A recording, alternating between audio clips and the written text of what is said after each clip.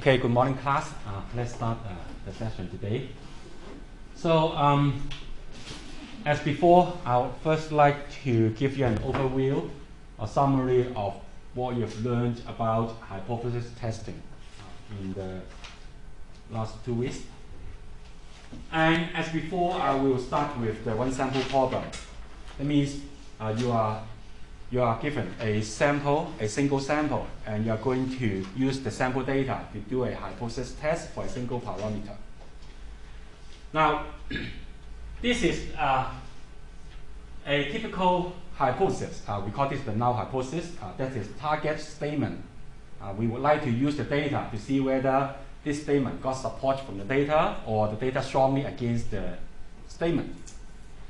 So the hypothesis states that the mean, the population mean, which is unknown, is equal to a particular hypothetical value. We call it the null value because it is a hypothetical value we assume to be the value of the population mean in the null hypothesis. And suppose we have a sample, and you are told that this sample was drawn from a normal distribution with a long population variance. So just like in the context of confidence interval, we also have different way to do the statistic. We have a different way to work on this statistics. Use different kind of formula, different test procedure under different scenario, depending on whether the population variance is given or not. So if you are told that the population is a normal distribution with a long population variance, then the statistic we will compute is given by this formula. You can find this in the lecture notes. I just summarized them here in this worksheet. And this is just comparing the sample mean with the hypothetical value, standardized by the standard error of the sample mean. This is the standard error.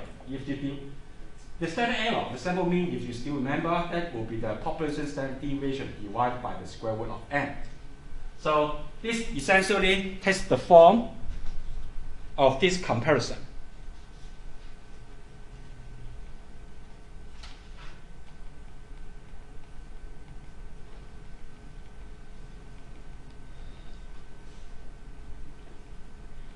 We have an estimate of the population mean, which is unknown, and we compare it with the hypothetical value assumed in the null hypothesis. Standardize it using the standard error of the estimate. And you will find that a lot of the test statistics will take this general form. Now, after we compute this test statistic using the sample data, what will be the next step? How we can use this test statistic to draw the conclusion about the test? It depends on the alternative hypothesis. So that is also regarding our purpose of doing the test.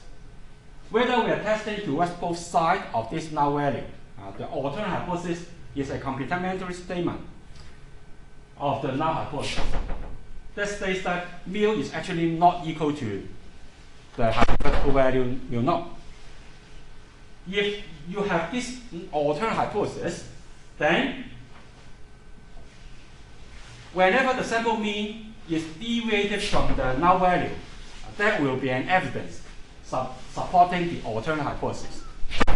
So that means no matter whether this is positive or negative, as long as it is deviated a lot, when the sample mean is deviated a lot from mu naught, that will be an evidence to reject the null hypothesis and accept the alternate hypothesis. So in other words, we will reject the null hypothesis when this test statistic is observed to have a large magnitude, no matter whether it is positive or negative. And therefore, we will take the absolute value. So this is the absolute value. We take the magnitude of this test statistic. And how large is large? We compare it with a quantile from the normal distribution.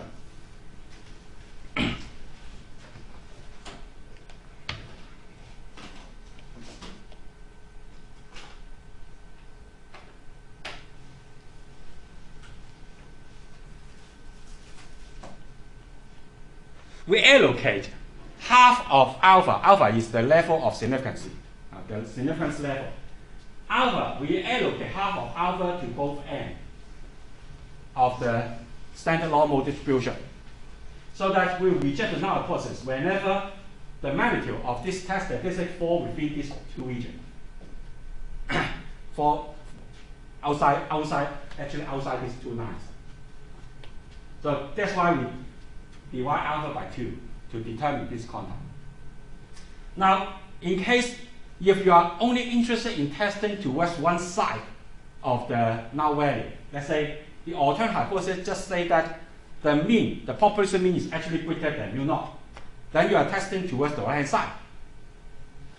So that whenever you observe a large value of x bar, a large value of the sample mean compared to mu naught, that will be an evidence for us to reject the null hypothesis and accept the alternate hypothesis. So if you are testing this against this, we will reject the null hypothesis when this test statistic is observed to be too large, whenever it is larger than this quantum. Now, we call this the one-sided test because we are testing towards one side of the null value only. So this time we don't need to allocate half towards both sides. We only allocate half towards the right-hand side. So whenever the value of z is beyond this line, towards the right-hand side of this line, we reject the null hypothesis. So similarly, if you are testing towards the left-hand side of the null value, then we will reject the null hypothesis whenever this is observed to be too small. When the sample mean is much smaller than mu naught, we reject the null hypothesis and accept the alternate hypothesis.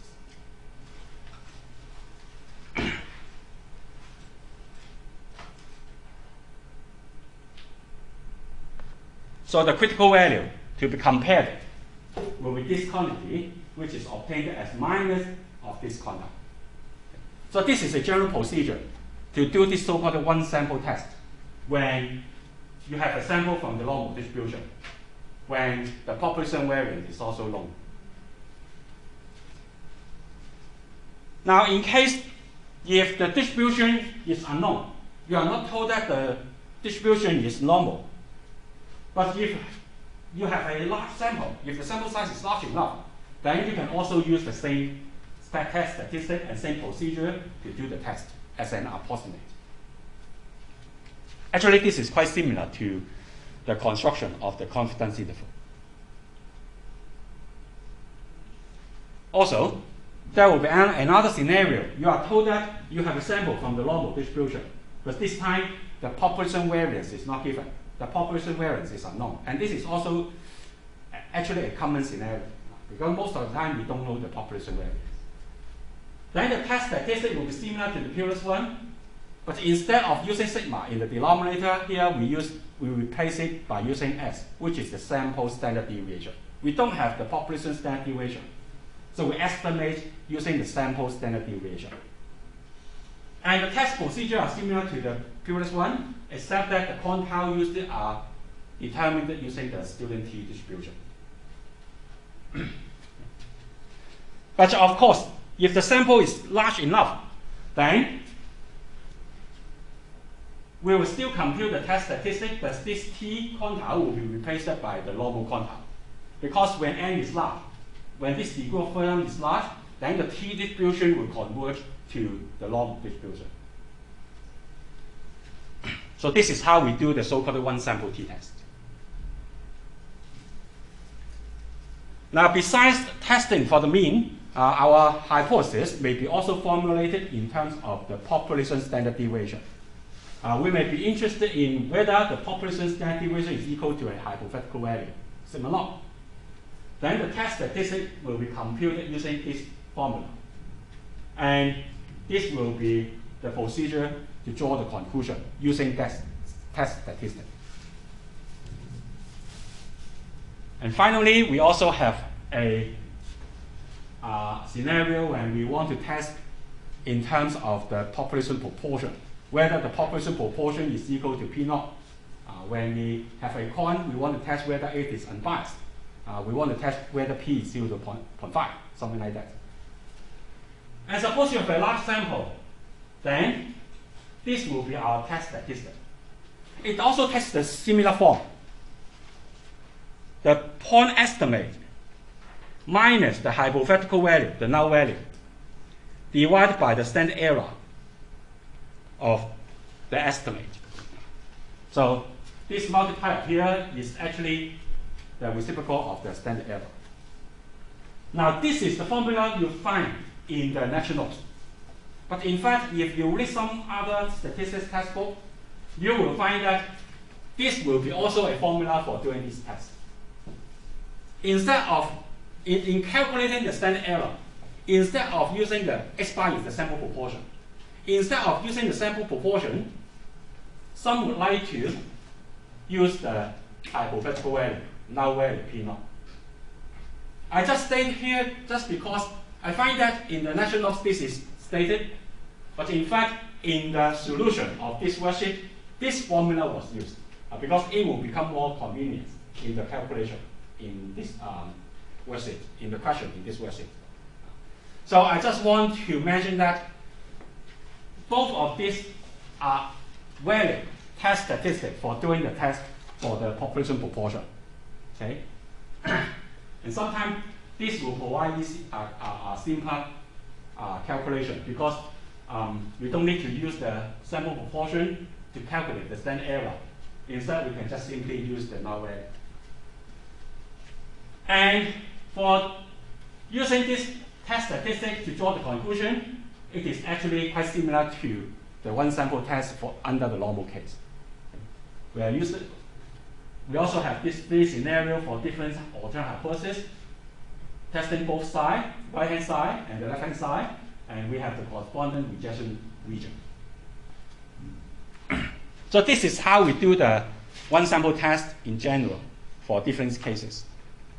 And next time, for the next worksheet, you will also work on some problem regarding comparing two samples to do the two sample test. But we will leave that next week. Is there any question here? So now let's see how we can put them into practice. Maybe you can try to work on question number 4 of this worksheet. See whether you can figure out which formula and which test procedure we can use to answer this question.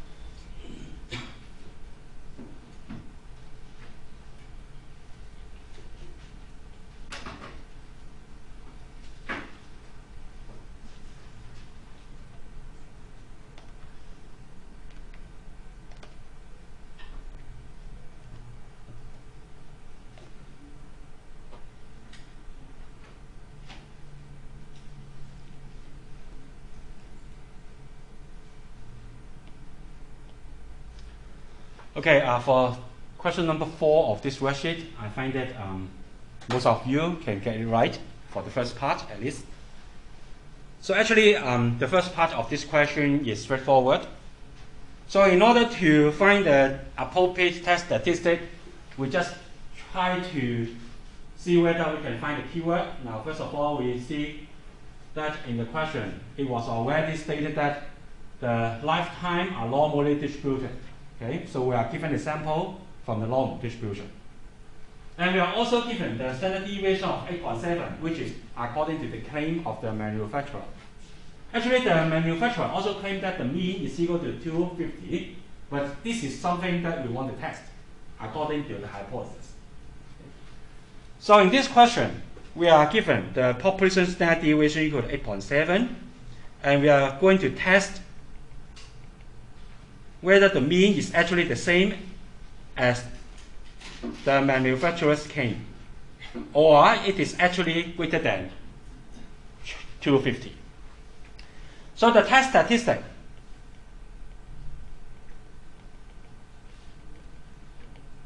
used will be the normal test statistic, which is equal to square root n multiplied to sample mean minus the hypothetical value divided by the maybe I write this way. I write down the general form.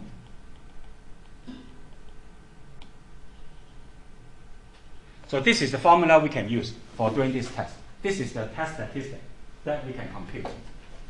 And after we compute the test statistic, according to the hypothesis, the alternate hypothesis is saying that mu is greater than the null value. So we are testing towards the right-hand side of the null value. So we will reject the null hypothesis if the test statistic is too large, larger than this normal quantile. So we check this inequality after we compute this stat. If this holds, then we reject the null hypothesis. Otherwise, we do not reject the null hypothesis. And this quantile, according to the level of significance, 5% significance level means alpha is 0.05. So this is the quantile. We also call this the critical value of the test. It's determined as 1.645. So according to the sample statistic provided in the question, the test statistic can be computed as square root of the sample size, 20, multiplied to the sample mean, 252.96, minus the null value in the null hypothesis, divided by the given standard deviation.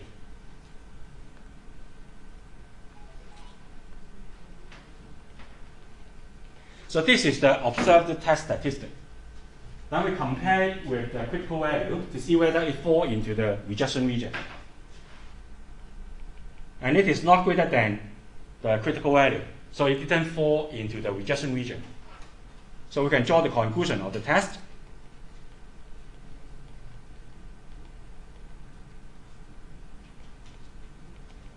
So at 5% significance level, we do not reject the null hypothesis. So it means that the data didn't provide enough evidence for us to reject the null hypothesis. The data didn't provide enough evidence for us to claim that the manufacturer's claim is not correct. So this is how we do the test. Answer part 1. Now, actually the difficult part of this question is in the second part. Because we are asked to compute a probability. The probability that using this test procedure, we can correctly reject the null hypothesis when the null hypothesis is actually not correct. When the mean is actually deviated from 250, it is 255, or when the mean is 257. So we are going to compute a probability of rejection. So under what scenario will we reject the null hypothesis? According to the previous test statistic, we reject the null hypothesis if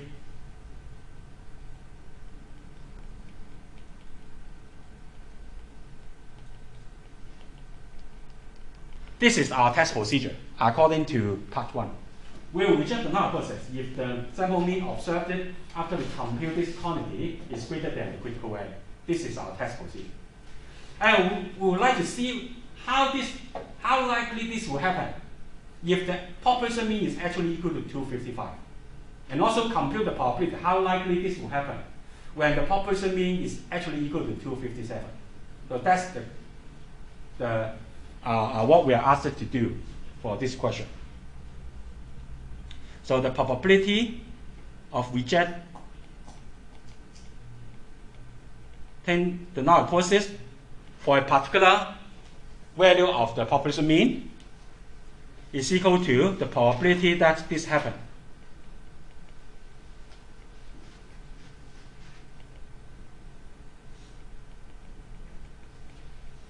When the population mean is actually equal to mu. Now, because when the population mean is equal to mu, it may not be equal to 250, especially when we are asked to compute the probability when mu is equal to 255. So that means this quantity does not follow the standard normal distribution. In order to use the normal distribution to do the probability calculation, we need to rearrange the term here so that this will be standardized into standard normal. And this can be done by putting mu into this expression.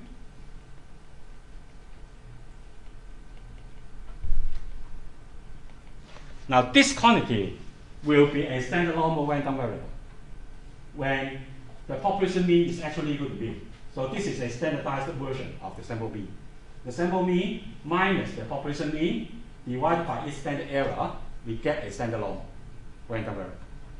But in order to preserve this inequality, we need to rearrange the term so that it will become this.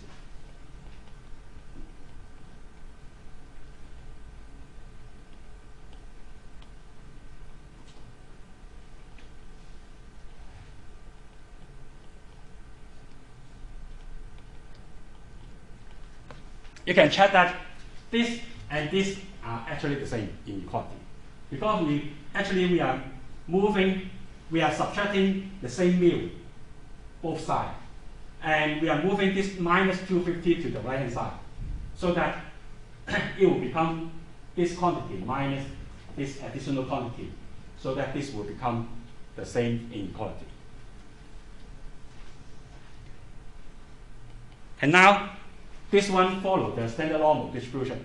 So this will become a probability that we can obtain from the standard normal in terms of the standard normal cumulative distribution function.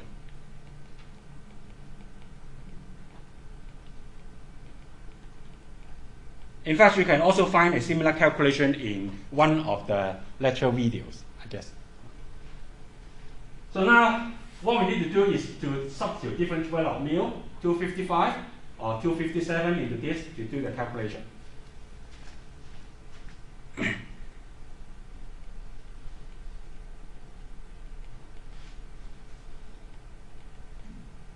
For example, when mu is equal to 255, it will become 1 minus this.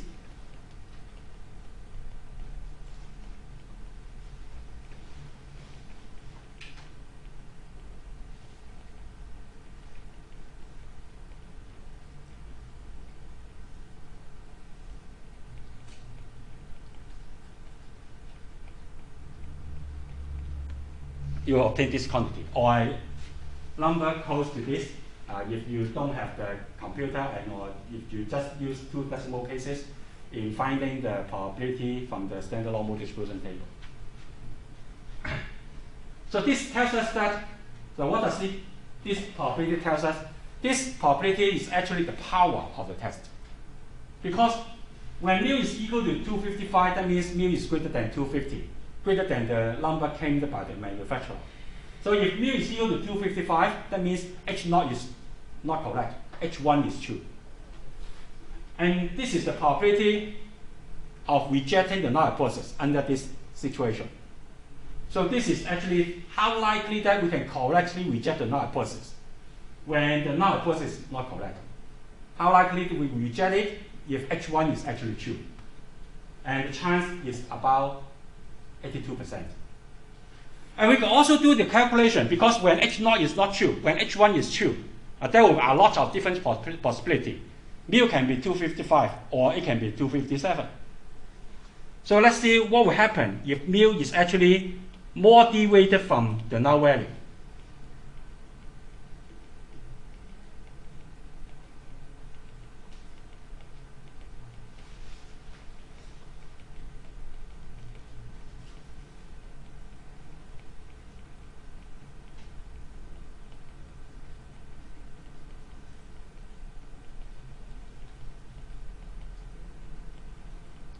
And you will find that the probability will be even larger. Okay? There will be more than 97% chance we will reject the null hypothesis if the mu is deviated from 255 more. So it is reasonable, right? So both these two scenarios indicate that H0 is not correct, but there will be a larger deviation here compared to this one from the manufacturer's claim. If we have larger deviation from the null hypothesis, of course, it will be reasonable that our test will have a better ability to reject the null hypothesis. So all these quantities are called power. Power of the test, also one quantity to describe the ability of the test, how sensitive it is, how reliable this is to reject the null hypothesis when it is actually not correct. Is there any question? Now, this is also a typical kind of question you may encounter in order to compute the power of the test. Is there any question? Now, let's move on to next question. You can also try to work on this question. This will be a little bit easier compared to the first one, because you are only asked to do the test only. Yes?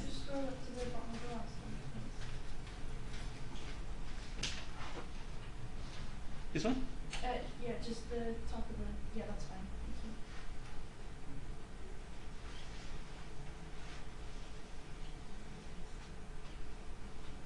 Thank you.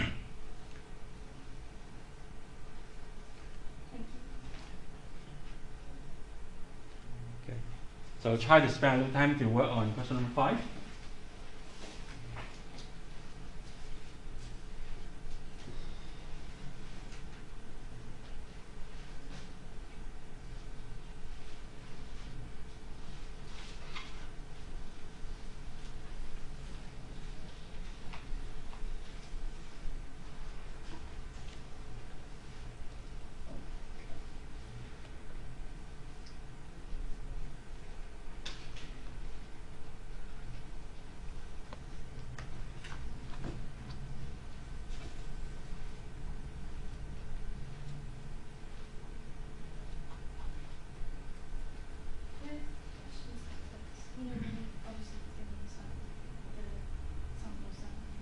Yeah, the sample set was.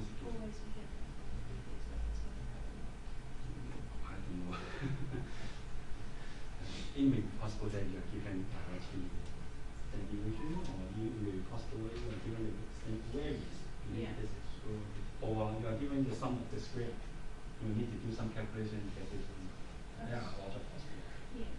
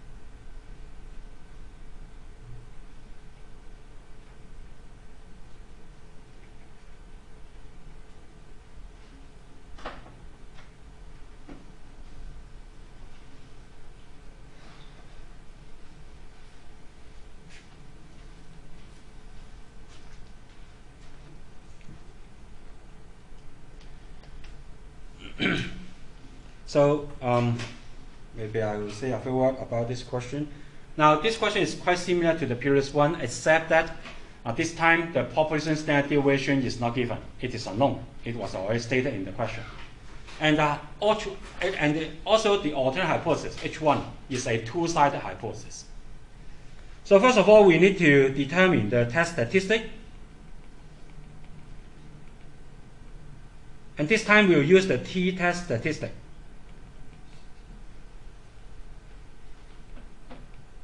Where the population standard deviation is replaced by the sample standard deviation because sigma is unknown. And we'll reject the null hypothesis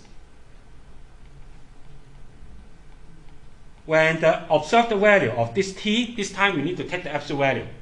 We take away the sign, no matter whether it's positive or negative, because we have a two-sided hypothesis. For a two-sided hypothesis, we will use only the magnitude of the test statistic. When it is greater than this quantile. Now notice that this time, because for a two-sided hypothesis, we need to allocate half of the alpha to both sides, so that we need to divide alpha by 2 to determine the quantile.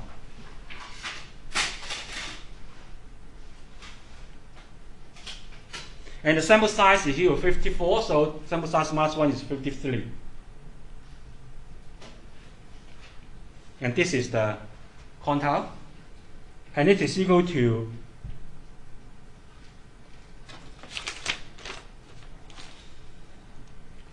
2.006 by using R. Of course, when you don't have access to computer, if you are just given a t distribution table, you can try to look up this number from the table. Then you will find that there's no such degree of freedom in the table because the table is not detailed enough. You can find the t when this is 40, but the next one will be 60, so that you don't have 53 in the table. But you will know that this quantile will be something in between when the degree of freedom is 40 and 60. So you can also use those numbers to do the comparison. Or you can just directly approximate by using normal.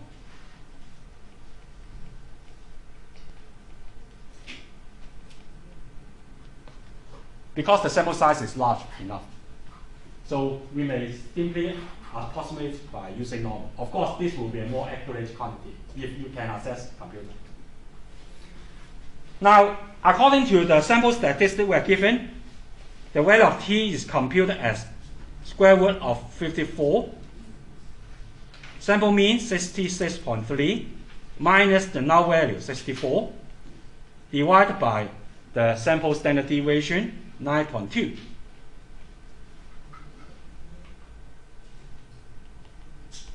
And it is 1.87. And don't forget, according to the test procedure, we actually need to take the magnitude of it. Though it is positive, but even when it is computed as a negative value, we'll still make use of the magnitude only for a two-sided test. So the absolute value of t is smaller than the critical value. Even you use the normal quantile for approximate as an approximation, you also find that this is smaller than this. So it didn't fall into the rejection region.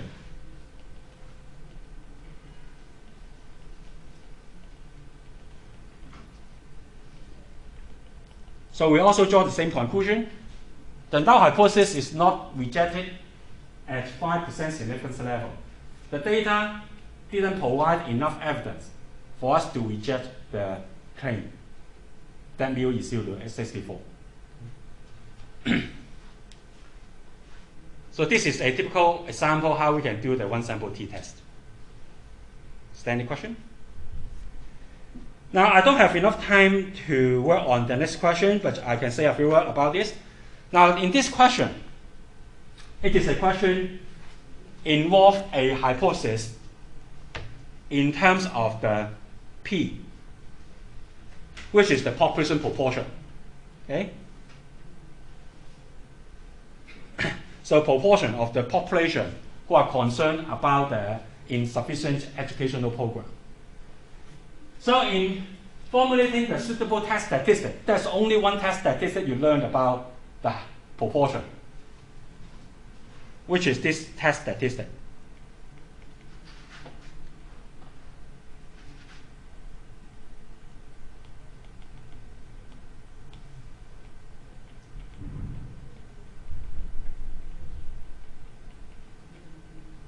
Now notice that, as I mentioned before, in the nationals you will find that instead of using the null value in the denominator of this multiplier, in the nationals the formula stated will use the x bar, which is the sample proportion here. And both formula are acceptable. Okay? Both formula can be used, although the result will be a little bit different, but they will be still very close. And I use this as stated here just because you will find that in the solution. If you download the solution, you'll find that this formula was used in the solution. I just don't want you to be confused with this. And we'll reject the null hypothesis if the test statistic is greater than the normal quantile, because we have the H1, which is a one-sided hypothesis towards the right-hand side of the null value. So we reject the null hypothesis also when Z is falling into the rejection region on the right-hand side of the normal quantile. And also, for a one-sided test, we don't need to divide alpha by 2. For alpha equal to 0.05, it is equal to 1.645. So this is the rejection region. So in order to carry out the test, we substitute everything into the formula, and what we need will be just to compute the x bar, which is the sample proportion. And the sample proportion, according to the information provided in the question, it is obtained as 478 out of 920.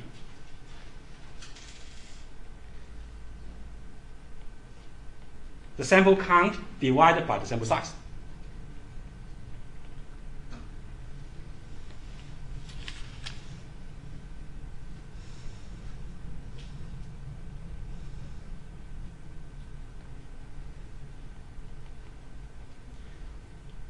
So finally, we can compute the test statistic using all these sample values.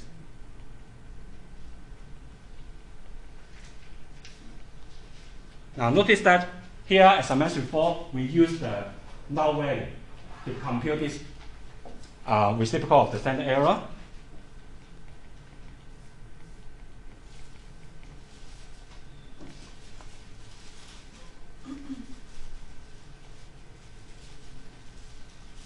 And you may try, instead of using this formula, you may try use the sample proportion put into the denominator here and multiply to 1 minus the sample proportion, and through the calculation you will find that the test statistic compute will be still very close to this. Okay? So both formula can be used. And it is no greater than the critical value. So that H0 is not rejected.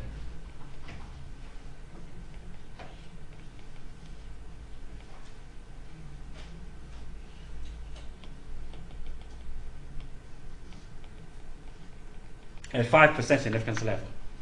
We also don't have enough evidence to reject the null hypothesis. So this is a typical procedure to do the one sample test for proportion. Now in part 4, I don't have enough time to go through the details, but you can just refer to question number 4. Actually, this is similar. We are asked to approximate the probability that we can reject the null hypothesis when the true value of P is actually 0.55. So the procedure to do this calculation will be exactly the same as doing the calculation of part 2 in question number 4. Do the same calculation here, of course with different numbers. You can just try to work out the solution, or you can refer to the solution, try to follow it to understand how we can in general to compute what we call the power of the test. Okay? Is there any question? Okay. So thank you. See you next week.